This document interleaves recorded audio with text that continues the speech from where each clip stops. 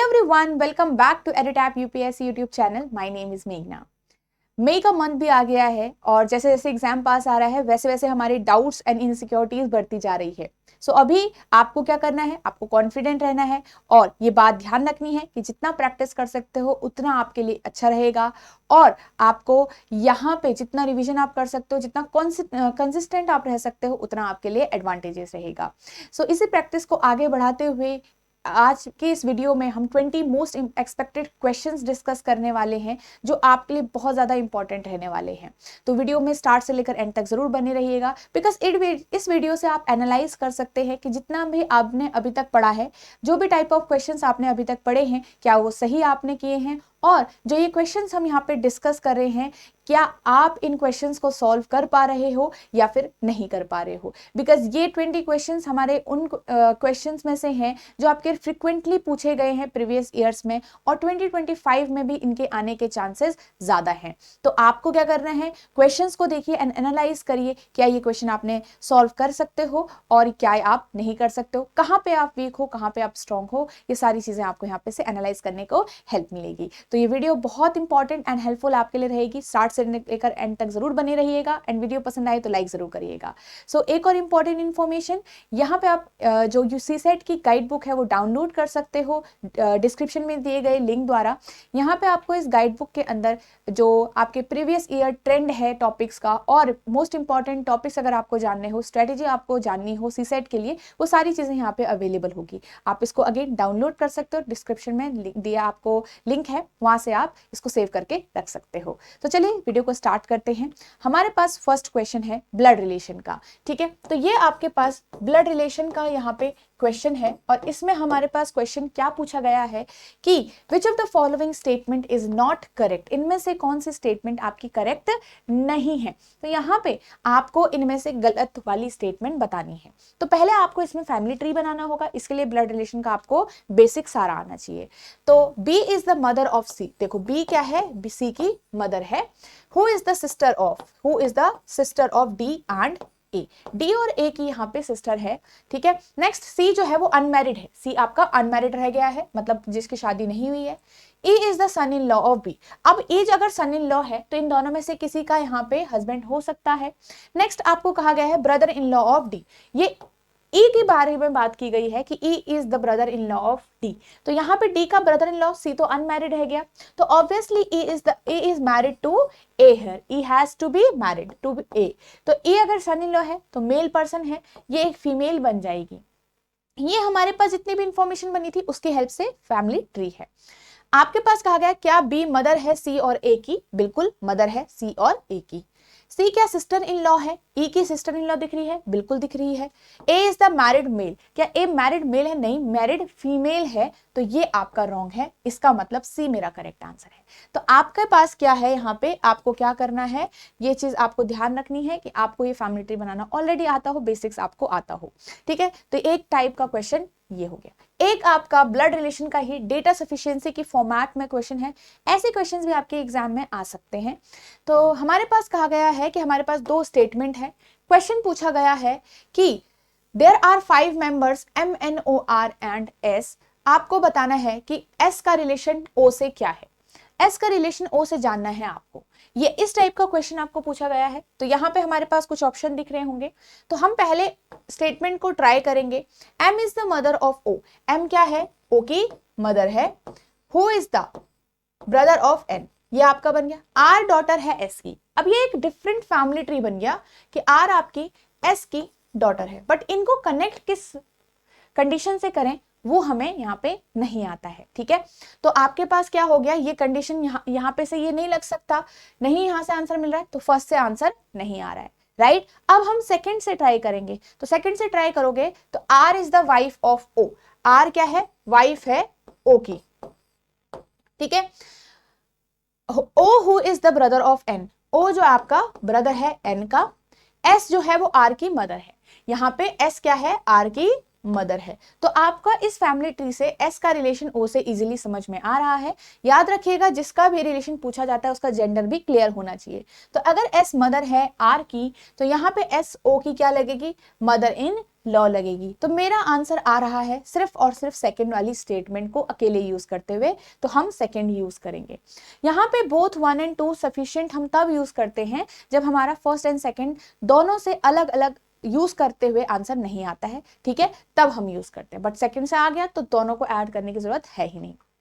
अब हम next question देखेंगे। ये आपका अल्फाबेट सीरीज का क्वेश्चन है, ठीक है, ये आपका अल्फाबेट सीरीज का क्वेश्चन है, जिसमें हमारे पास हमें अल्फाबेट सीरीज में इसका नॉलेज होना चाहिए कि कॉन्सोनेंट क्या होते हैं, वोवल क्या होते हैं, ठीक है, और यहाँ पे रिवर्स ऑर्डर क्या होता है, रिवर्स लेटर क्या होते हैं, ऑपोजिट लेटर आपके क्या होते हैं। आपको यहाँ पे पहले से पता होना चाहिए कि कौन से लेटर का कौन सा जो लेटर है वो ऑपोजिट यहाँ पे बोला जाता है, ठीक है। तो आपके सामने कहा गया है if all the consonant letter of the word powerful is change to their reverse letter, मतलब कॉन्सोनेंट को उन्हीं के रिवर्स लेटर में कहा गया है। तो आपको क्या करना है, कन्वर्ट करना है, और वॉवल्स को कन्वर्ट करना है आपको उनके इमीडिएट नेक्स्ट लेटर में, ठीक है। अब यहाँ पे आपके पास क्या है, देखो इमीडिएट नेक्स्ट लेटर में आपको इसको कन्वर्ट करना है इन द अल्फाबेटिकल ऑर्डर, मतलब ABCD की तरह। तो हम यहाँ पे देखेंगे कि कॉन्सोनेंट का हमें रिवर्स लेटर में कन्वर्ट करना है, तो हर किसी का रिवर्स लेटर आपको याद होना चाहिए। तो यहां से ये चीज आपको देखनी है, एनालाइज करनी है, ठीक है। नेक्स्ट यहाँ पे देखो इसमें लिखा है पावरफुल, तो P आपका कॉन्सोनेंट है, W आपका कॉन्सोनेंट है, R आपका कॉन्सोनेंट है, F और यहाँ पे L कॉन्सोनेंट है, ओके। तो आपको ये चीज ध्यान रखनी है। अब अगर मेरे पास कहा गया है कि how many vowels letter will be there, तो आपको लास्ट में क्या चाहिए, वर्ड के अंदर वोवल लेटर चाहिए। तो इफ एट द एंड मुझे वोवल ही काउंट करने हैं, तो मुझे सिर्फ कॉन्सोनेंट को ही चेंज करना ज्यादा बेहतर रहेगा। वोवल को चेंज करने के बाद हमेशा आपके पास कभी भी वोवल तो नहीं आने वाला, कॉन्सोनेंट ही आने वाला है। तो यहाँ पे स्ट्रेटेजी आपको लगानी है। तो P का ऑपोजिट होता है K, W का D, R का I, F का U, L का O होता है। तो यहाँ पे 3 वोवल आपके बाद में दिखेंगे आपको, तो 3 will be my answer, okay. चलो, तो ये आपको टाइप ऑफ क्वेश्चन ध्यान में रखना है। अभी हम यहाँ पे टाइप ऑफ क्वेश्चन देख रहे हैं। अगर आपको इन्हीं क्वेश्चंस का बेसिक जानना हो या इन टॉपिक्स का बेसिक आपको सॉल्व करना हो, तो आप जरूर इसी चैनल पर रीजनिंग की प्लेलिस्ट में जा सकते हो। वहां पे सारे टॉपिक्स आपके बेसिक से कवर हो रखे हैं। यहाँ पे याद रखिएगा कि हम सिर्फ इनका एक टाइप ऑफ क्वेश्चन मैं आपको बताना चाह रही हूँ कि these are most expected and important question for your examination. ये आपको दिख रहा है विच डे इज 14th जुलाई 1675। ये हमें बताना है कि इस दिन कौन सा डे होगा वीक का। तो सिंपली आपको क्या करना है, यहाँ पे इसको सॉल्व करना आपको आना चाहिए। तो यहाँ पे आपको हम कैसे सॉल्व करते हैं, तो आपको क्या करना है, देखो यहाँ पे 1675 को ब्रेक करना है, तो 1600 में ब्रेक करेंगे 74 ईयर्स, ठीक है, प्लस आपके पास नेक्स्ट क्या है, जो लास्ट का ईयर है 1 ईयर, उसको हम मंथ्स में कन्वर्ट कर लेंगे, ठीक है। तो यहाँ पे 74 ईयर्स ही हो गया, और जो लास्ट 75 क्यों नहीं किया, तो 75th ईयर तो चल रहा है। तो यहाँ पे इसमें से आपके पास कितना आ जाएगा, 1600 का तो 0 आ गया, ठीक है।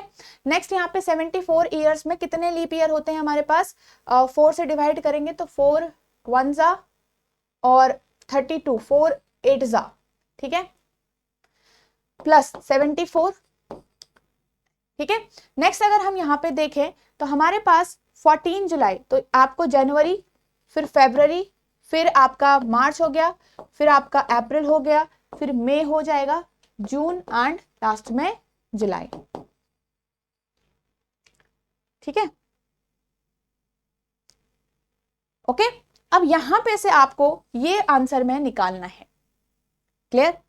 चलिए, तो आपके पास जनवरी के 3 मंथ्स, ठीक है, सॉरी 3 और डेज, फरवरी का 0 3 2 3 2 एंड 50, ये उसमें जुलाई में 14 डेज आपके हैं, तो 14 आपका यहाँ पे हो गया। इन सभी को आपको क्या करना है, ऐड करना है, ठीक है। ये 14 ऑलरेडी है, वैसे ही 7 से कैंसिल आउट हो ही जाएगा ये बाद में, तो इसको हटा ही दो। 2 2 जा 4 एंड 2 और 2 4 और 3 7 हो गया, तो वैसे भी कैंसिल आउट हो ही जाएगा बाद में। देखो हमें लास्ट में डिवाइड करके ऑड नंबर निकालने होते हैं, इसलिए मैंने पहले ही हटा दिए हैं, ठीक है। यहाँ से आपको 6 ऐड करना है, और यहाँ पे से कितना ऐड करना है आपको, यहाँ पे से हमें ऐड करना है आपका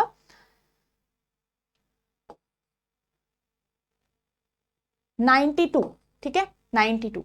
तो 92 प्लस 6 कितना हो जाएगा, ये टोटल ऑड डेज कितने हो गए मेरे, 98 ऑड डेज मेरे यहाँ पे हो गए। अब आपको पता है 98 इज कंप्लीटली डिविजिबल बाय 7, तो हमारे पास यहाँ पे 0 ऑड डेज बन गए। कितने ऑड डेज आए हमारे, 0 ऑड डेज आए। 0 ऑड डे का क्या मीनिंग हो गया, हमारा number 1 Sunday, there will be Sunday on that day, code के हिसाब से संडे लगता है। मैं अगेन आपको बता रही हूँ, यहाँ पे हम बेसिक्स नहीं कर रहे हैं, ये बेसिक्स आप देख सकते हो, इसी चैनल पर आपको रीजनिंग की प्लेलिस्ट मिल जाएगी, वहां पे इन टॉपिक्स को बेसिक से कराया गया है। ठीक है, चलिए तो ये हो गया हमारा नेक्स्ट। अब नेक्स्ट क्वेश्चन देखते हैं, which day in February 2025 among the following is Saturday। अब यहाँ पे आपको डेट बताना है, डे बताया गया है, डेट बताना है फरवरी 2025 को कैसे। अब आपको पता होना चाहिए, हम यहाँ पे करेंगे कि अभी हमारा भाई फरवरी 2025 को यहाँ पर क्या होगा, तो फरवरी 2025 के हिसाब से आप आंसर यहाँ पे निकालोगे। ठीक है, जैसे हमने इससे पहले वाला क्वेश्चन किया उसी तरीके से, और यहाँ पे आपका 1 भी ऐड होगा फैब का, क्योंकि 1 हो गया। ठीक है, तो आप देखोगे यहाँ पे बाद में कि 1 पे आपका सैटरडे आएगा, ये 1 फैब को आपका क्या आएगा, सैटरडे आएगा। तो इसका मतलब मेरा 1 फैब को ही सैटरडे था, बट यहाँ पे तो आपको ऑप्शन में दिखेगा कि 1 तारीख तो है ही नहीं हमारे पास, तो जरूरी नहीं है फरवरी में एक ही सैटरडे थोड़ी होगा, और भी तो सैटरडेज होंगे। तो आपके पास यहाँ पे +7 करके हर बार जो डे होता है वीक का वो आपका +7 करके रिपीट होता है। तो नेक्स्ट जो आपका यहाँ पे बन रहा है आपका यहाँ पे 8th को आपका सैटरडे आ रहा है। तो इन सारी डेट्स में से हमारा मोस्ट फेवरेबल आंसर कौन है, 8th will be the answer. ठीक है, तो इस तरीके से आप सॉल्व करोगे। अगेन मैंने आपको बता दिया ये कैसे सॉल्व होगा, जैसे हमने इससे पहले वाला क्वेश्चन किया था उसी तरीके से आपने बेसिक्स वीडियो में जरूर देखा होगा। If it is Saturday on 12 March 2019, तो आपको फाइंड आउट करना है the day of the week on 15th October 2025। अब यहाँ पे क्या है कि सब कुछ अलग है, आपके ईयर अलग है, मंथ अलग है और डेट भी अलग है। तो यहाँ पे आप क्या करोगे, मंथ के लिए अलग से करोगे, ईयर्स के लिए आप अलग से करोगे। ठीक है, अब यहाँ पे हम कैसे करते हैं, दिस इज द 2 ईयर। ठीक है, अब इनके बीच में हम लीप ईयर कैसे निकालेंगे, मैनुअली निकालेंगे, क्योंकि यहाँ पे आपका जो लीप ईयर है वो मैनुअली निकालना है। जब हम इससे पहले वाले क्वेश्चंस में वहां पे हम मैनुअली नहीं करते, वहां पे हम 4 से डिवाइड कर देते हैं, वो क्योंकि वो आपके डायरेक्ट दूसरे वाली ईयर, मतलब फर्स्ट 25 ईयर्स, फर्स्ट 70 ईयर्स, इस टाइप का। बट यहाँ पे ये 2 ईयर के बीच का इंटरवल होता है। ठीक है, इसलिए हमें इनके बीच का मैनुअली लीप ईयर निकालना है, ये ध्यान रखना, कंफ्यूज मत होना। ठीक है, तो यहाँ पे आपके पास इन दोनों में डिफरेंस कितना है, 6 ईयर्स का डिफरेंस है। और कितने लीप ईयर है इसके अंदर, 2020 एक लीप ईयर हो गया आपका, 2024 दूसरा लीप ईयर आपका यहाँ पे हो गया। ठीक है, तो 2 लीप ईयर हो गए, और हमारे पास यहाँ पे से कितना निकल के आ जाएगा, 8 ऑड डेज यहाँ से निकल, ये आपका शॉर्ट ट्रिक है 8 निकालने का, मतलब ऑड डेज निकालने का ईयर्स से। ठीक है, नेक्स्ट आपका यहाँ पे क्या है, 12 मार्च 2019 आपका, ये तो हो गया ईयर वाला। अब आपको क्या करना है, 12 मार्च से लेकर आपको कहाँ तक जाना है, आपको 15 अक्टूबर तक जाना है। अब यहाँ पे आपका क्या है, आपके जो रिमेनिंग डेज हैं वो काउंट होते हैं, यहाँ पे गिवन डेज काउंट होते हैं। तो रिमेनिंग कितना हो गया, 19 प्लस, अब सारे मंथ जो इसके बीच में आ रहे हैं उनके ऑड डेज यहाँ पे लिख लो। तो अप्रैल, मई, जून, जुलाई, अगस्त, सितंबर और अक्टूबर के सिर्फ 15 दिन। ठीक है, तो यहाँ पे 19 + 2 21 हो जाएगा, तो इसको पहले ही कैंसिल आउट कर दो। ठीक है, 2 + 3 5 + 2 7 हो जाएगा। ठीक है, 3 + 3 6 और 15 कितना हो जाएगा, 6 + 15 भी 21 हो जाएगा। तो 21 आप जब लास्ट में डिवाइड करोगे 7 से, तो रिमाइंडर तो आपका 0 ही आएगा ना यहाँ पे, इसलिए यहाँ पे से हमारे पास 0 ऑड डेज निकल के आए। अब वहां देखो कितने ऑड डेज निकल गए, 8 निकल गए। तो 8 + 0 लास्ट में कितना बचेगा, ऑड डेज आपके 8 ही रहेंगे। तो आप क्या करोगे, जो गिवन डे है उसमें 8 ऐड कर दोगे, राइट। बट यहाँ पे 8 आपका अभी भी डिविजिबल है 7 से, तो उसको पूरा करोगे ना आप पहले। ठीक है, तो 7 से इसको डिवाइड करोगे तो ओनली 1 ऑड डे आपके पास यहाँ पे से बच रहा है। ठीक है, तो ओनली 1 ऑड डे। अब यहाँ पे आप करो तो 1 प्लस करोगे आप गिवन डे पे, तो 1 का नेक्स्ट कितना हो जाएगा, मतलब आज सैटरडे था, ये सैटरडे गिवन है, तो +1 करोगे सैटरडे में, तो क्या आएगा आपका answer, Sunday will be my answer. Okay, चलिए तो ये हो गया। नेक्स्ट क्वेश्चन देखेंगे, कैलेंडर ऑफ विच ईयर। अब यहाँ पे आपको ईयर्स की सिमिलैरिटी बताई गई है कि कौन से ईयर का कैलेंडर सेम होगा। तो यहाँ पे आपके पास रिपीटेशन निकालने के लिए हमारे पास ट्रिक होती है कि कोई भी नॉर्मल ईयर जो आपका तुरंत लीप ईयर के बाद नहीं आता है, वहां पे आप सिंपली 11 प्लस कर दो, और जो ईयर आपका यहाँ पे लीप ईयर के तुरंत बाद आता है वहां पे आप +6 कर दो। ऐसा हम सीखते हैं। यहाँ पे +11 आप करोगे तो 2022 आपका यहाँ पे आंसर आएगा। ठीक है, नेक्स्ट अगर बात करें, क्लॉक का क्वेश्चन है, a clock shows the correct time at 6 AM on Monday. Correct time show करती है मंडे को। अब ये आपका क्या है, क्लॉक एरर वाला क्वेश्चन है, एरर आ गया है क्लॉक में, तो इस टाइप के क्वेश्चन भी जरूर सॉल्व करिएगा। ठीक है, तो A clock shows correct time at 6 AM on Monday. तो 6 AM मंडे को, ठीक है, और यहां पे आपका बोला गया है कि 6 AM पे करेक्ट टाइम है पहला। तो अगर वो लूज करती है 60 सेकेंड्स हर एक आवर में, तो what time will it show at 6 PM the next day. कब पूछा गया है, नेक्स्ट 6 PM नेक्स्ट डे, मतलब ट्यूसडे के लिए बोला गया है। मंडे ये रहा, तो नेक्स्ट आता है ट्यूसडे। ठीक है, 6 AM and this is 6 PM। तो यहाँ पे आप कैसे सॉल्व करते हो इसको, पहले आपको इसके बीच का टाइम इंटरवल पूरा निकालना है, कितने आवर्स हो रहे हैं। देखो 6 AM टू 6 AM, यहाँ पे ट्यूसडे लिख लेते हैं। ठीक है, ट्यूसडे आपका कितना हो जाएगा, यहाँ पे से यहाँ पे तक पूरे 24 आवर्स, और यहाँ पे से लेकर यहाँ तक आपका +12 आवर्स। तो टोटल कितने हो गए आपके, 36 आवर्स का टाइम हो गया आपको। तो अगर आपको पता है कि यहाँ पे ये 1 आवर में, हर एक आवर में ये 60 सेकेंड्स लूज कर रही है, क्या 60 सेकेंड्स अगर लूज कर रही है, तो 36 आवर में कितना लूज करेगी। अब आपको पहले तो ये पता होना चाहिए कि यहाँ पे आपको करेक्ट टाइम निकालना है, रॉन्ग टाइम निकालना है। देखो उसने कहा what time will it show, क्योंकि वो खराब हो गई है। अब आपकी घड़ी खराब हो गई है, तो जब आपकी घड़ी खराब होगी तो गलत ही टाइम शो करेगी उसके बाद। तो आपको यहाँ पे करेक्ट टाइम गिवन हो रखा है, दैट इज एट 6 AM। आपको बताना है रॉन्ग टाइमिंग क्या होगी, कब, जब घड़ी में असलियत में होना क्या चाहिए था, असलियत में होना चाहिए था 6 PM, पर आपकी रॉन्ग जो वॉच होगी एरर आने के बाद क्या दिखाएगी, ये पता करना है यहाँ पे। ठीक है, तो आपको 36 आवर्स में पूरा ये कितना लूज करेगी। देखो 1 मिनट लूज कर रहा है, अगर मैं यहाँ पे 1 मिनट बोलूं, 60 सेकेंड्स को कन्वर्ट करते हैं मैंने मिनट में, तो 36 आवर्स में कितना हो जाएगा, तो 36, तो पूरे 36 मिनट लूज करेगी करेक्ट टाइम के बाद।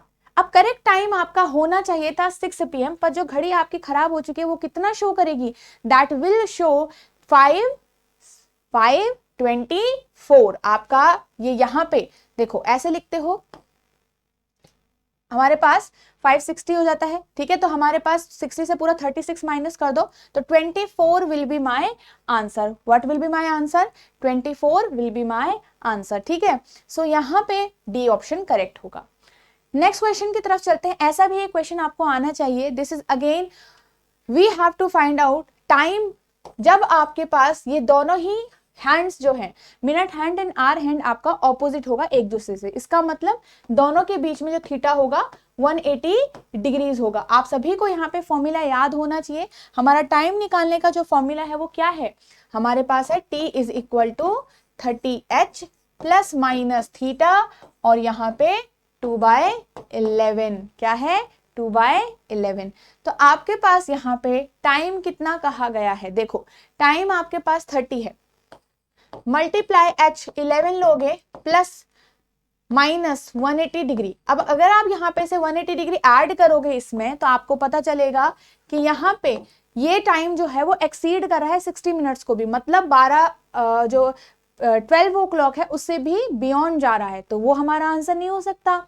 तो इसलिए हम यहाँ पे क्या करेंगे, सिर्फ 30 मल्टीप्लाई 11, मैं इसको पूरा लिख देती हूँ, 330 माइनस 180 हम करेंगे, क्योंकि ये वाला जो टाइम है प्लस वाला वो आपका एक्सीड करेगा, आप खुद सॉल्व कर सकते हो। ठीक है, 2/11, तो कितना आएगा ये आंसर में हमारे पास 501, तो मल्टीप्लाई 2/11। अब 300/11 आपका क्या आएगा, तो 300/11 जब हम पूरा इसको डिवाइड करेंगे इट विल बी 2, और एंड 22 और 80 27 पास्ट, ठीक है 11, 27 होल 3/11 मिनट पास्ट 11 पर आपको दिखेगा दोनों ही हैंड एक दूसरे के 180 डिग्री पर हैं, ठीक है। तो इस तरीके का क्वेश्चंस आपको आने चाहिए सॉल्व करना, लास्ट में डिवीजन करना भी आना चाहिए, ऐसे में कैसे कन्वर्ट करना है ये भी आपको आना चाहिए, ठीक है।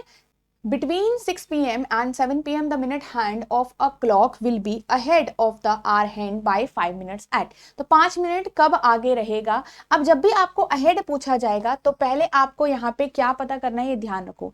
तो हमें यहाँ पे टाइमिंग पूछा है कि कब आपका इस टाइम के बीच में 6 to 7 p.m. के बीच में आर हैंड जो है और मिनट हैंड जो है वो आगे है आर हैंड के। तो हमारे टाइम का जो फॉर्मूला है 30h plus minus theta, same यही यूज होगा 2/11। यहाँ पे जब भी अहेड पूछा जाएगा तो प्लस का टाइम स्टार्ट होगा, मतलब प्लस वाला आप करोगे, और जब भी बिहाइंड पूछा जाएगा तो आप माइनस वाला यूज करोगे। तो हम यहाँ पे प्लस करेंगे, उससे पहले हमें यहाँ पे थीटा निकालना इंपॉर्टेंट है। पर तो हमें पता है कि 1 मिनट के अंदर हमारी जो मिनट हैंड होती है वो 6 डिग्री कवर कर चुकी होती है।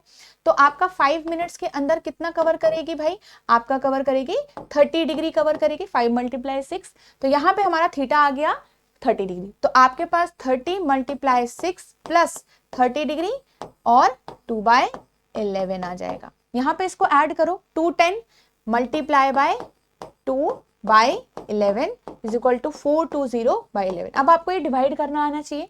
तो 11 3 एंड देन 11 8 88, 2 आपका यहाँ पे हो गया। अब आपको पता है कि ये आपका क्या है, इतना मिनट पास्ट वहां पे 6 PM है ये। तो आपके पास यहाँ पे कब ऐसा होगा, कौन सा टाइम हमारा आंसर होगा, D will be our answer, क्योंकि अप्रॉक्स सारे दिए गए हैं तो हमारे पास ये वाला फिट बैठ रहा है 38 मिनट पास्ट 6, ठीक है। नेक्स्ट क्वेश्चन देखो, अब आपका ये कॉन्टिन्यूअस लेटर सीरीज का क्वेश्चन है। कहाँ का है, कॉन्टिन्यूअस लेटर सीरीज का क्वेश्चन, ठीक है। अब यहाँ पे आपको क्या करना है, ये आपका एक प्रीवियस ईयर क्वेश्चन ही है। आपको सबसे पहले क्या होता है, लेटर को काउंट करना होता है, नंबर ऑफ लेटर्स को, फिर उसको डिवाइड करना होता है कि भाई यहाँ पे कितने नंबर ऑफ लेटर्स हैं। तो देखो 3 6 9 12 और 15 और यहाँ पे एक पूरा ये 18 आपके लेटर्स है, ठीक है। 18 लेटर्स में आपको क्या करना है, इसको एक बार 3 में डिवाइड कर लो, 3 के ग्रुप में। तो आप देखोगे यहाँ पे जब 3 के ग्रुप में इसको डिवाइड करोगे तो आपके पास ये वाला लास्ट वाला फुल कंप्लीट हो रखा है, AAB, राइट। और यहाँ पे अगर हम इसको थोड़ा सा देखें, ये A यहाँ पे B पहले है, राइट। तो ये वाला और ये वाला तो सेम नहीं हो सकता। तो कई बार होता है कि ऑल्टरनेट पैटर्न्स भी, ऑल्टरनेट ग्रुप्स भी आपके सेम हो सकते हैं। तो आप जब अगर देखोगे इसमें ध्यान से तो ये वाला इसकी तरह क्या बन सकता है, बिल्कुल AB है, इसमें भी लास्ट में AB है। और ये वाला जो है फिर ऑल्टरनेट अगर हम बोलें तो ये आपका इसका सबसे पहले A है, लास्ट में B है, इसमें भी यही है। तो अगर मैं इसको मैच करना चाहूं तो यहाँ पे अगर मैं देखो AAB बना सकती हूँ इसकी तरह, इसको भी AAB बना सकती हूँ, ठीक है। अब यहाँ पे AAB हो गया। अब आप देखो AB यहाँ पे आ रहा है, AB यहाँ पे है और आपका B बीच में है। ऑल्टरनेट अगर मैं दूसरे वाले ग्रुप को भी ऑल्टरनेट देखूं तो B बीच में है, यहाँ पे आपका डैश है, यहाँ पे B बीच में है। तो इसका मतलब इन सबको एक जैसा बनाना चाहूं तो आपके पास यहाँ पे B आ जाएगा। और आप देखोगे तो कि ये बन रहा है ABB एंड AAB, ये आपका पैटर्न यहाँ चल रहा है। तो देखोगे आप ये हो जाएगा ABB AAB ABB AAB and ABB, ठीक है। तो आपके पास क्या हुआ, यहाँ पे हमने फिल क्या क्या किया है, ABA देन BAB हमने फिल किया है। तो इट मीन्स कि फोर्थ वाला मेरा यहाँ पे करेक्ट। तो बस आपका यही यहाँ पे से समझना है कि इस टाइप का क्वेश्चंस भी आपको सॉल्व कर लेने चाहिए, ठीक है। तो यहाँ पे हम कैसे फाइंड आउट करते हैं, आपको सबसे पहले लेटर काउंट करना होता है, फिर एक ग्रुप में डिवाइड करना होता है। 18 है तो 6 में भी हो सकता था, 3 में भी। तो जो हमको ज्यादा इसमें से जहां से भी आंसर मिलेगा वहां से हम यहाँ पे से फाइंड आउट करेंगे। हम ये ट्राई करेंगे कि ग्रुप्स को हम सिमिलर बनाने की कोशिश करें, ठीक है। सो नेक्स्ट क्वेश्चन देखेंगे। A person started his journey in the north direction after walking 100 meter. He reached a bank. यहाँ पे डायरेक्शन एंड डिस्टेंस का क्वेश्चन है ये। आपको एक बार एक शॉर्टेस्ट डिस्टेंस पता करना है और एक बार आपको डायरेक्शन बतानी है उसके हाउस की विद रिस्पेक्ट टू बैंक। तो ये दो टाइप के क्वेश्चंस आपके यहाँ से इंपॉर्टेंट रहेंगे डायरेक्शन एंड डिस्टेंस से, ठीक है। अब यहाँ पे हम सबसे पहले क्या करेंगे, डायग्राम बनाना आपको आना चाहिए, उसके बेस पे आप क्वेश्चन यहाँ पे सॉल्व करोगे। तो a person started a journey in north direction walking 100 metre, he reached a bank. ये आपके पास क्या है, बैंक है यहाँ पे। Then he takes 2 right turn, एक राइट टर्न लिया 50 मीटर का, पहला रिस्पेक्टिवली बोला है ना, 100 मीटर रिस्पेक्टिवली, तो पहला वाला 50 मीटर का है एंड सेकंड राइट टर्न आपका 100 मीटर का है। उसके बाद वो अपने लेफ्ट में जाता है और 20 मीटर वॉक करता है, 20 मीटर उसने वॉक किया एंड अगेन 40 मीटर नॉर्थ की डायरेक्शन में ट्रेवल करेगा। अब ये क्या है, ये उसका हाउस है। आपको पूछा गया है कि shortest distance between his starting point, कौन स्टार्टिंग पॉइंट है उसका, ये वाला जो पॉइंट है वो स्टार्टिंग पॉइंट है, ये वाला, ठीक है। अब यहां से स्टार्ट किया था, आपको यहां से शॉर्टेस्ट डिस्टेंस निकालना है हाउस तक का। तो आप क्या करते हो, एक ये वाला डिस्टेंस आपके पास होना चाहिए, एक ये वाला डिस्टेंस, ये तो 40 है, ये कितना होगा, यहां से लेकर यहां तक ये 20 है और यहां से लेकर यहां तक ये क्या है, 50 है। तो आपके पास यहाँ पे अंडर रूट करेंगे हम, आपको मैंने सिखाया शॉर्टेस्ट डिस्टेंस कैसे निकालता है। ये सबसे लंबी साइड है हाइपोटेन्यूज, यहाँ पे परपेंडिकुलर और आपका जो ये वाला पार्ट है, ठीक है, ये वर्टिकुलर वाली हाइट और ये हॉरिजॉन्टल वाली हाइट। तो यहाँ पे 70 का स्क्वायर प्लस 40 का स्क्वायर करके आपका आंसर आ जाएगा, ठीक है। अब ये आपको यहाँ पे से सॉल्व करना है।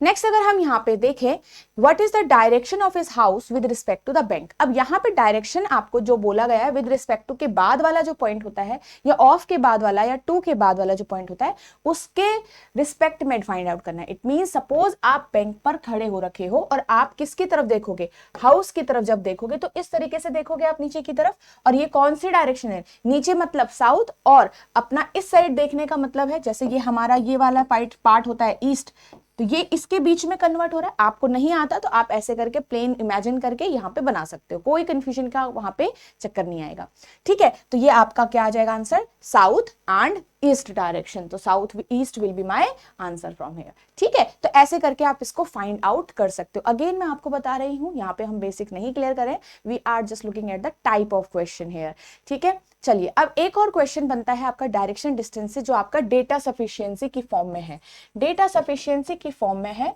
और किस पे बेस्ड है, डायरेक्शन एंड डिस्टेंस वाले चैप्टर पे बेस्ड है, ठीक है। तो यहाँ पे in which direction is P from R, आपके पास दो स्टेटमेंट गिवन है, दो स्टेटमेंट में से पहले एक से निकालो फिर दूसरे से, दोनों से नहीं निकलेगा, दोनों को ऐड करके देखो। तो पहले से जब आप देखोगे आपको दिखेगा P जो है वो ईस्ट है M के, सिर्फ P M के ईस्ट है। तो क्या हम यहाँ से R और P के बीच में डायरेक्शन निकाल पाएंगे, नहीं, R तो है ही नहीं, तो यहां से तो नहीं निकलेगा। वैसे ही सेकंड में आपका P तो है ही नहीं, तो यहाँ पे से अकेला अकेला जो सेकंड वाला है वो भी आंसर नहीं निकाल पाएगा।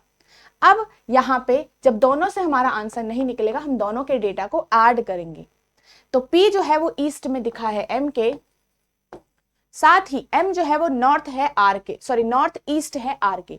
अगर M नॉर्थ ईस्ट है R के तो हमेशा वो R का ऐसा कुछ डायरेक्शन में दिखेगा। अगर M नॉर्थ ईस्ट है तो P हमेशा ही R के कहाँ होगा, नॉर्थ ईस्ट डायरेक्शन में हमेशा हमें मिलेगा। भले हमें डायरेक्शन इसका डिस्टेंस नहीं पता होगा बट डायरेक्शन हमें पता होगा, दैट इज नॉर्थ ईस्ट, ठीक है। तो यहाँ पे से हम पता कर पा रहे हैं, भले हमें R का फिक्स पॉइंट नहीं पता बट अब वो अगर M उसके नॉर्थ ईस्ट में है तो M का ये वाले सारे पॉइंट्स उसके नॉर्थ ईस्ट में होंगे या नहीं होंगे, राइट। तो यहां से हम फर्स्ट एंड सेकंड से आंसर निकाल पाए। तो इसी के लिए आपको यहाँ पे बेसिक्स पता होना चाहिए, डायरेक्शन एंड डिस्टेंस का बहुत अच्छे से कॉन्सेप्चुअल अंडरस्टैंडिंग होनी चाहिए। बहुत आसान क्वेश्चन है ये, बट आप इसमें कंफ्यूज भी हो सकते हो अगर आपको यहाँ पे आपने ये क्वेश्चन पहले सॉल्व नहीं किया, तो आपका ये वाला आंसर इसमें आएगा, ठीक है।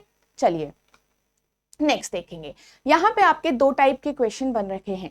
अब देखो हमारे पास यहाँ पे क्या हो रहा है, कंपैरिजन। ये है हमारा रैंकिंग वाले चैप्टर का, ठीक है। रैंकिंग वाले चैप्टर में से ये हमारे पास है कंपैरिजन बेस्ड, क्या है, कंपैरिजन बेस्ड, छोटी सी शॉर्ट पजल टाइप है ये।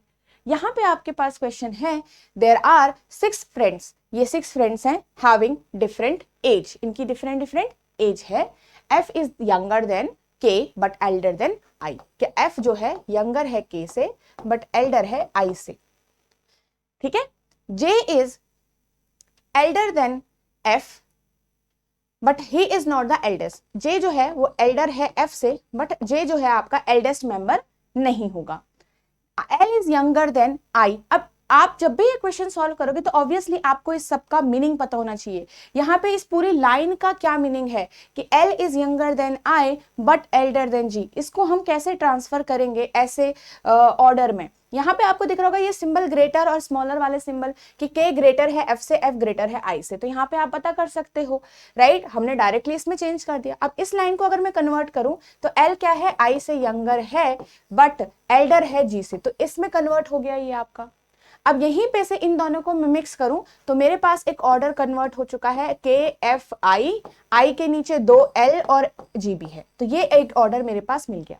बट मेरे पास 6 लोग हैं, मेरे पास कितने हैं, 6 लोगों का ऑर्डर मेरे पास होना चाहिए। यहाँ पे उसने कहा J जो है वो एल्डेस्ट नहीं है। अब J यहाँ पे आ सकता है, देखो J या तो यहाँ आ सकता था या तो यहाँ आ सकता था, क्योंकि J F से बड़ा है एज में, तो J जो है वो F से बड़ा है, तो J एल्डेस्ट नहीं हो सकता, क्योंकि अगर मैंने J K के आगे रख दिया तो पूरे 6 मेंबर्स का ऑर्डर आ जाएगा, तो इसलिए J आपका यहाँ पे होना चाहिए। अब आप देखोगे तो ये जो सारा ऑर्डर हम सेम टू सेम यहाँ पे लिखेंगे तो सबके लिए आपको जगह मिल जाएगी, राइट। और अब आपका K यहाँ आ जाएगा, इसीलिए हमने J सबसे पहले नहीं रखा, क्योंकि J आपका एल्डेस्ट है ही नहीं। ये ऑर्डर आ गया। यहां से आप किसी भी टाइप का क्वेश्चन अब आप पता कर सकते हो। अगर आपको उसने पूछा कि सेकंड यंगेस्ट कौन है, सेकंड यंगेस्ट आप हमेशा ही, सेकंड हो थर्ड हो, आप यंगेस्ट जुड़ा है उसके नेम के पीछे तो यंगेस्ट हमेशा यहां से काउंट करोगे, ठीक है। तो 1 और 2 यहां पे आंसर आ गया L। अब अगर एल्डेस्ट जोड़ा है उसके नाम के पीछे तो हमेशा आप यहां से करोगे, तो अभी एल्डेस्ट पूछा है उसने तो एल्डेस्ट आपका यहां से K निकल के आ गया। अगर सेकंड एल्डेस्ट पूछेंगे तो आप यहां से कर लोगे इजीली, ठीक है। तो ये चीज आपको ध्यान में रखनी है। Raju is 7th to the left of Somit. यहां पे आपको क्या पूछा गया है कि राजू की रैंक बताओ एक डायरेक्शन से, तो ऐसा क्वेश्चन भी आपके पास आ सकता है। हमारे पास एक पर्सन की रैंक गिवन होनी चाहिए, मतलब यहां पे राजू की रैंक अगर मुझे लेफ्ट से पूछी है तो राजू की रैंक मेरे पास राइट से होनी चाहिए। राजूज रैंक फ्रॉम राइट मेरे पास होनी चाहिए। अब अगर नहीं है तो आपको पहले निकालना पड़ेगा। साथ ही यहाँ पे टोटल मेंबर कितने हैं, देखो Raju is 7th to the left of Somit in a row of 39। यहाँ पे टोटल जो लोग हैं तो कितने हैं, 39 हैं, ठीक है। अब आपको राजू की रैंक तो नहीं दी गई है राइट से, आपको सोमित की रैंक दी गई है। क्या सोमित की यहाँ पे हेल्प मिल पाएगी, बिल्कुल मिल पाएगी भाई। सोमित के रैंक जो है वो 17th है राइट डायरेक्शन से, और राजू की रैंक उसी के हिसाब से है। तो अगर मेरे पास सोमित जो है राइट डायरेक्शन से 17th नंबर पे है, क्लियर। अगर मैं पोजीशन के हिसाब से लगाऊं तो राजू इसके लेफ्ट की डायरेक्शन में, मतलब सोमित के भी लेफ्ट में राजू है। कहां पर है, 7th पोजीशन पे है, 7th टू लेफ्ट इसका मतलब कि 1 2 3 4 5 6 और 7वें नंबर पे कौन है, राजू है। तो क्या आप राजू की रैंक अब यहां इस राइट डायरेक्शन से निकाल पाओगे, बिल्कुल आराम से भाई। ये अगर 17th है, ये 18 19 ऐसे करके आप काउंट कर सकते हो आराम से। बट आपको पता है कि यहाँ पे 17 से ज्यादा ही होगी राजू की रैंक। अगर मैं राइट डायरेक्शन से अगर राजू की निकालूं रैंक तो यहाँ पे राजू की रैंक जो है वो 17 से ज्यादा होगी। तो यहाँ पे आप 17 + 7 कर दो, simple, no you don't have to count. तो 17 + 7 कर दोगे, आपके पास इजीली राजू की रैंक कहां से आ जाएगी, राइट एंड से आ जाएगी, क्योंकि उसकी रैंक हमारे पास सोमित से ज्यादा ही होगी। तो हमारे पास कितना आ जाएगा यहाँ पे, 24th। हमारे पास राजू की रैंक कहां से आ गई, राइट डायरेक्शन से 24th। अब राजू की रैंक एक डायरेक्शन से आपको पता है। अब हम आराम से अपना ये फॉर्मूला यूज कर सकते हैं, T = R + L - 1। तो यहाँ पे T का हो जाएगा 39, R मतलब 24, L मतलब मुझे ढूंढना है -1। अब आपको सिर्फ L के लिए इक्वेशन सॉल्व करनी नहीं है। -1 इधर जाएगा 40 - 24 = L, ये कितना आ जाएगा 16। तो आपके पास राजू की रैंक लेफ्ट डायरेक्शन से 17th यहाँ पे आ गई, सिंपल, ठीक है। चलो चलो, तो हमारे पास अब ये वाला जो क्वेश्चन है, इसमें आपके पास अगेन रैंकिंग वाला है, बट यहाँ पे आपको डेटा सफिशिएंसी में गिवन हो रखा है। 3 स्टेटमेंट अब की बार गिवन है। आपको पूछा गया है कि कितने लोग हैं जानवी और सोनम के बीच में। तो जब भी कितने लोग पूछा जाएगा दोनों लोगों के बीच में, तो सबसे पहले आपको टोटल नंबर ऑफ पर्सन भी पता होने चाहिए कि कितने बैठे हैं इस पूरी रो में या क्लास में जहां पे भी। ठीक है, तो आपके पास कहा गया कि जानवी टॉप से 7th पोजीशन पे है। यहाँ पे आपके पास ऑप्शन भी है। मैंने आपको हमेशा समझाया है कि जब भी 3 स्टेटमेंट हो, 2 से ज्यादा स्टेटमेंट हो, तो हमेशा याद रखिएगा कि वहां पे आपको ऑप्शन में दिए गए कॉम्बिनेशन से चलना होता है कि यहाँ पे मेरे को 2 और 3 को ऐड करके आंसर मिलेगा, यहाँ पे मुझे 1 और 3 को आंसर करके मिलेगा, यहाँ पे मेरे को 1 और 2 को ऐड करके आंसर मिलेगा, या फिर मुझे सबको ऐड करके 1 + 2 + 3 को ऐड करके आंसर मिलेगा। ये करना है। अब देखो मेरे पास यहाँ पे जानवी की पोजीशन फर्स्ट एंड सेकंड को अगर मैं ऐड करूं, तो जानवी क्या है आपके टॉप से 7th पे है, जानवी 15th पे बॉटम से। तो यहाँ दोनों में तो जानवी जानवी है, तो सोनम तो है ही नहीं। तो आंसर सोनम के लिए कहाँ से आएगा? जानवी और सोनम के बीच में लोग कहाँ से आएंगे? तो फर्स्ट एंड थर्ड तो आपका यहीं पे रॉन्ग हो जाता है। क्लियर? अब मैं बात करूं अगर यहाँ पे सेकंड एंड थर्ड की, तो सेकंड एंड थर्ड को देखो, तो यहाँ पे आपको सोनम लिखा है बॉटम से 18th पे है, और यहाँ पे जानवी लिखा है बॉटम से 15th पे है। ठीक है, आपके पास देखो सिंपल, अब इसको देखोगे आपको पता चल गया कि सोनम 18th नंबर पे है बॉटम से, तो सोनम यहाँ पे आएगा, और मैं यहाँ पे से अगर काउंट करूं तो सोनम 18th पोजीशन पे है, और बॉटम से ही सेम डायरेक्शन से ही आपके पास जो जानवी है, ठीक है, वो आपके पास कितने नंबर पे है? 15th नंबर पे। और ये दोनों अब एक ही डायरेक्शन से हैं, तो भाई इसका मतलब जानवी से नीचे ही है सोनम। अगर जो बॉटम से अगर हम काउंट करें, सोनम 18th रैंक पे है क्लास की, और जो आपके जानवी है वो 15th रैंक पे है क्लास की, तो इन दोनों के बीच में कितने में स्टूडेंट हो गए? सिंपल यहीं से आ जाएगा। यहाँ पे ज्यादा हमें मेहनत करने की जरूरत है ही नहीं, राइट? देखो 15th ये होगा, 16th और 17th पर्सन तो यहाँ पे होंगे, तो आप इन दोनों के बीच में पर्सन निकाल पा रहे हो? बिल्कुल निकाल पा रहे हो, क्योंकि यहाँ पे हमारे पास इन दोनों के बीच में कितने लोग हैं? 2 लोग हैं, राइट? क्योंकि अगर देखो ये 15th पे है, ये 18th पे है, कहां से? बॉटम से, दोनों की पोजीशन है, तो हम यहां से आंसर निकाल पाए सेकेंड एंड थर्ड से। तो मेरा आंसर किससे आ रहा है? सेकेंड एंड थर्ड से आंसर आ रहा है। देखो यहाँ पे फर्स्ट एंड सेकंड से क्यों नहीं आएगा? क्योंकि एक का टॉप से है और एक का आंसर बॉटम से है। यहाँ पे हमें जब पता ही नहीं होगा कि टोटल लोग कितने हैं, तो हम यहाँ पे फाइंड आउट नहीं कर पाएंगे। क्योंकि अगर देखो जानवी टॉप से अगर 7th पोजीशन पे हो गई, ठीक है, जानवी तो टॉप से 7th पोजीशन पे है, और यहाँ पे सोनम आपकी बॉटम से 18th पोजीशन पे है। अब मुझे नहीं पता कि भाई यहाँ पे टोटल लोग कितने हैं, तो यहाँ पे मुझे नहीं पता कि क्या ये एक दूसरे को ओवरलैप करें, क्या आपकी जानवी नीचे की डायरेक्शन में है या सोनम ऊपर की डायरेक्शन में, हमें नहीं पता। यहाँ तो दोनों की एक ही डायरेक्शन से था, इसलिए मुझे पता था कि ऐसे ही आपका ड्रॉ होगा। क्लियर? चलिए, तो ये हमारा यहाँ पे से बन गया। इसको ट्राई जरूर करिएगा। Let's see next question. अब यहाँ पे भी आपका कौन सा क्वेश्चन है? ये 19th आपके पास अगेन डेटा सफिशिएंसी में है, रैंकिंग चैप्टर से है, बट यहाँ पे अब कंपैरिजन हो रहा है। यहाँ पे आपको सिर्फ पूछा गया है कि इनमें से कौन सा लार्जेस्ट नंबर है। 4 नंबर दिए गए हैं, आपको 2 ही स्टेटमेंट दी गई है। तो सिंपल हम क्या करेंगे, पहली फिर दूसरी फिर दोनों को ऐड। तो R is greater than P as well as Q। तो R 2 नंबर से बड़ा है, ग्रेटर है P और Q से, बट यहाँ पे S के लिए कुछ नहीं कहा गया, तो S से छोटा भी हो सकता है, बड़ा भी हो सकता है। S is not the largest one। अब यहाँ पे सिर्फ ये है, तो हमें यहाँ पे फर्स्ट एंड सेकंड से अकेले अकेले आंसर मिलेगा ही नहीं, मुझे दोनों को ऐड करना पड़ेगा। R is greater than P and Q उसने बोला। मुझे P और Q के बीच का एडर मुझे पता ही नहीं करना, मुझे लास्ट वाला लार्जेस्ट वाला पता करना है। अब उसने कहा S जो है वो लार्जेस्ट नहीं है। अगर S लार्जेस्ट नहीं है तो ऑब्वियसली वो आपका R से छोटा ही होगा, क्योंकि यहाँ पे S यहाँ आ सकता है। अब मेरे को कोई दिक्कत नहीं है कि PQS का ऑर्डर नहीं पता, बट मुझे ये समझ आ गया कि 4 नंबर में से R इज द लार्जेस्ट। तो आंसर कहां से आया? दोनों को ऐड करके आया है। ठीक है, चलिए clear. Next and last question हम देखते हैं स्लॉक्स का। ये आपका एक प्रीवियस ईयर क्वेश्चन का ही है। ठीक है, यहाँ पे हमारे पास 4 कंक्लूजन है, 2 स्टेटमेंट है। तो हमेशा आपको पहले तो इस चैप्टर का कॉन्सेप्चुअल अच्छे से याद होना चाहिए, सारे रूल्स एंड कॉन्सेप्ट्स अच्छे से पता होने चाहिए। तो सम ग्रीन्स आर ब्लू, तभी इसको आप सॉल्व कर पाओगे। Some greens are blues and some blues are, some blues are black, ऐसे करके आपका डायग्राम बनना है। तो जब भी हम ऐसे करके डायग्राम बनाएंगे और एक देखो ग्रीन का जो स्पेस है पूरा यहां तक खत्म हो चुका है, ब्लैक का स्पेस है यहां तक खत्म हो चुका है, और कोई यहाँ पे रिलेशन नहीं है, तो हमारे पास ग्रीन और ब्लैक के बीच में कोई भी डायरेक्ट कनेक्शन नहीं है। जब किसी के बीच में डायरेक्ट रिलेशन या कनेक्शन हमें नहीं गिवन होता है वेन डायग्राम या फिर स्टेटमेंट से, तो हम उन दोनों के बीच में कभी भी कोई भी चीज कंफर्म नहीं बोल सकते ट्रू।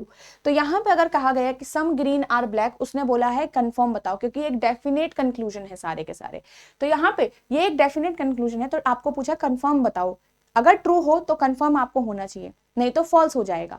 तो हम तो कंफर्म हो ही नहीं सकते, क्योंकि यहाँ पे आपके पास इन दोनों के बीच में जब देखो, अगर सिंपल है, मुझे किसी के बारे में कुछ पता ही नहीं है, तो मैं उसके बारे में कोई भी राय कैसे दे सकती हूँ, ट्रू नहीं दे सकते हम, तो हम यहाँ पे कहेंगे कि हमें नहीं पता, रॉन्ग हो गया।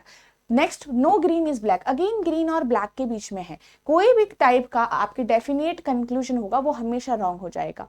ऑल ग्रीन एंड ब्लैक, ये भी फॉल्स, और ऑल ब्लैक आर ग्रीन, ये भी फॉल्स, क्योंकि जितने भी कंफर्म रिलेशन होंगे सारे के सारे फॉल्स होंगे। ठीक है, तो ये चीज आप लोग ध्यान रखिएगा। तो नीदर कंक्लूजन 1 नॉर 2 नॉर 3 ये आपका आंसर में आएगा। ठीक है, तो ये हमारे पास यहाँ पे एक आपका प्रीवियस ईयर क्वेश्चंस का ही आंसर है, मैंने आपको यहाँ पे समझा दिया। ये एक रूल होता है, इसको आप याद रखना।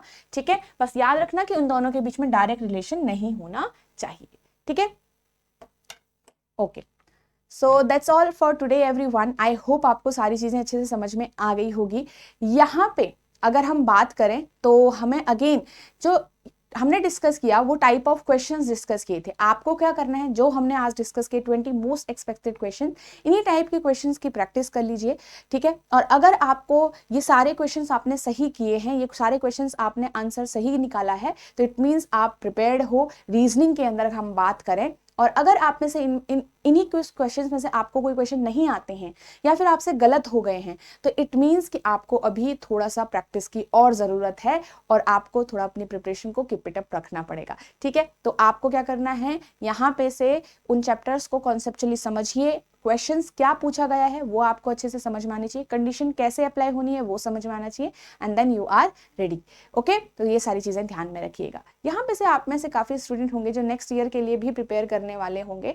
ठीक है, और यहाँ पे आपको अभी जो ये टाइम है आपका, आपको टेस्ट वगैरह भी बहुत सारे देने हैं। ठीक है, तो मैं आपको एक सोर्स बता देती हूँ कि जहाँ से आप अपनी प्रिपरेशन को और अच्छा बना सकते हो और आपको हेल्पफुल लगेगा। ठीक है, so you can go with the test series and the master course of UPSC CSET for your next year also. और जो आप में से इस साल भी प्रिपेयर कर रहे हैं उनके लिए क्या रहेगा, उनके लिए आप प्रैक्टिस सेशंस देख सकते हो। ठीक है, प्रैक्टिस सेट्स लगा सकते हो। तो आप edutap.in की वेबसाइट पे जाओगे। ठीक है, आपको यहाँ पे से कोर्सेज में जाके चूज करना है सीसेट कोर्सेज। ठीक है, सीसेट कोर्सेज अगर आप चूज करोगे तो यहाँ पे से आपको क्या मिलेगा, नीचे स्क्रॉल डाउन करना है and here we have the course. ठीक है, ये आपके सारे कोर्सेज आपको यहाँ पे मिल जाएंगे।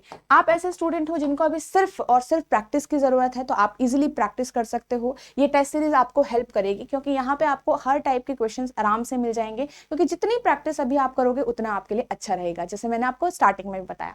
तो यहाँ पे आपके सॉल्व प्रीवाइज क्यूज मिल जाएंगे, आपको चैप्टर वाइज टेस्ट मिल जाएंगे, आपको सेक्शनल टेस्ट भी मिलेंगे। सेक्शनल मतलब इंग्लिश का अलग, कॉम्प्रिहेंशन का अलग से, एंड देन आपका मैथ्स का अलग से। ठीक है, और आपका रीजनिंग का अलग से आपको मिल जाएगा। तो एक पूरा सेक्शन आप अलग से स्ट्रॉन्ग बना सकते हो।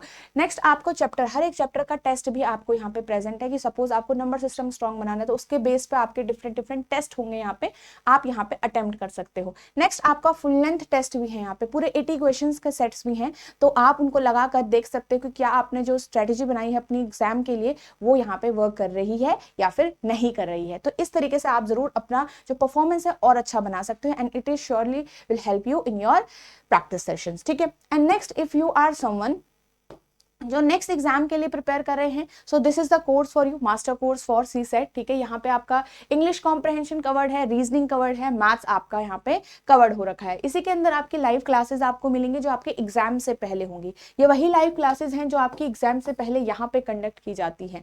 ठीक है, तो इसी में आपकी वो अवेलेबल रहेंगी। ठीक है, और यहाँ पे कॉन्सेप्ट क्लासेस आपकी इसके अंदर है, और कॉन्सेप्ट क्लासेस मतलब जो रिकॉर्डेड फॉर्म में ऑलरेडी हैं, यहाँ पे आपका कॉन्सेप्ट नोट्स जो आपको चाहिए होंगे, और मॉक टेस्ट वही अगेन जो मॉक टेस्ट मैंने यहाँ पे डिस्कस किए टेस्ट सीरीज में, वो आपको यहाँ पे मिल जाएंगे। साथ ही इसमें ये चीज़ अच्छी है कि आप इसमें डेमो लेसन्स लगा सकते हो विदाउट एनी कॉस्ट। यहाँ पे आपको डेमो लेसन्स में ये दिख जाएगा कि इस मास्टर कोर्स में आपको क्या क्या डिलीवरेबल्स मिले हुए हैं और कैसे कैसे पढ़ाया गया है, आपकी फैकल्टी आपको कैसा यहाँ पे पढ़ा रही है, वो सारा आप यहाँ पे इन डेमो कोर्स में से देख सकते हो। ठीक है, तो ये सारी चीजें रहेगी आपकी। यहाँ पे से आप अपनी वैलिडिटी भी चूज कर सकते हो जितने भी मंथ्स को आपको लग रहा है। एंड ऑल्सो ठीक है,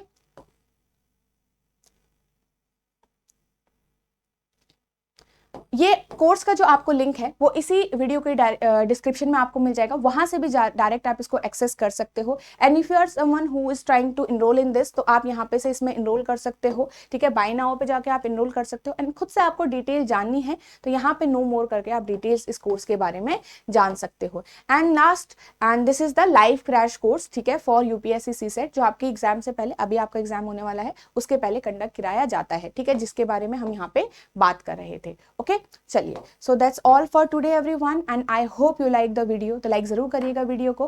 and I hope you like that I like these 20 question जो हमने अभी प्रैक्टिस किए हैं। अगेन मैं अब यही बोलूंगी कि यहाँ पे आपको क्या करना है, डिमोटिवेट नहीं होना। अगर आपके कुछ क्वेश्चंस गलत भी हो गए हैं तो कुछ नहीं है, आप टाइम दीजिए अपने आप को और थोड़ा सा प्रैक्टिस करिए।